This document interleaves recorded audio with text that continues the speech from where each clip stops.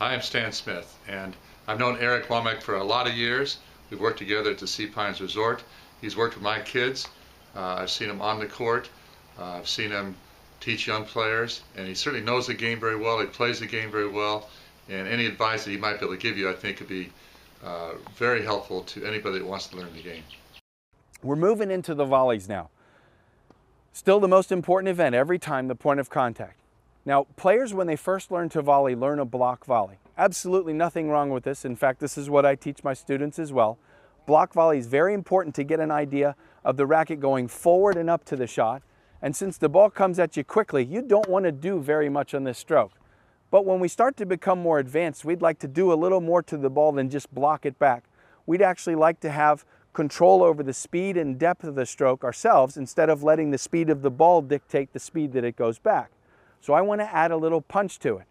The point of contact for a punch volley is significantly more beside you than in front on the block volley. If you notice again, the block volley really goes forward to the ball. The punch volley, you let the ball arrive a little bit more. You try to catch it a little bit more beside you, and we have a little bit of underspin.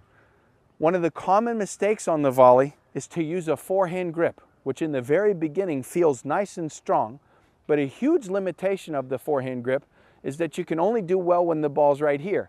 Very difficult when the ball is low, extremely difficult when the ball is wide because the strings are now not pointing at the target anymore. So we go with a continental grip and we try to hit the ball later, as we said.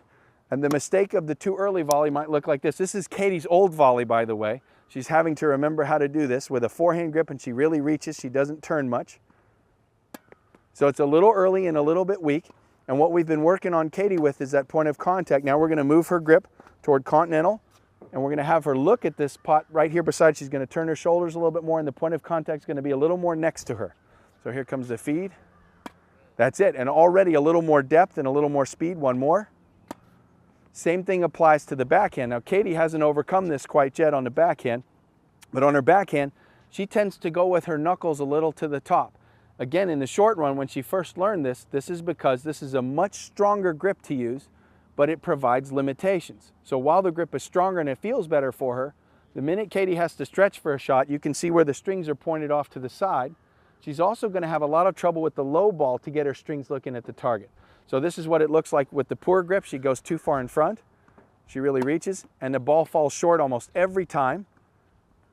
Now, see how short it fell? It straight down over the other side of the net. She goes with a continental grip. She's going to try to slice it a little bit, and again, the contact is going to be a little bit later.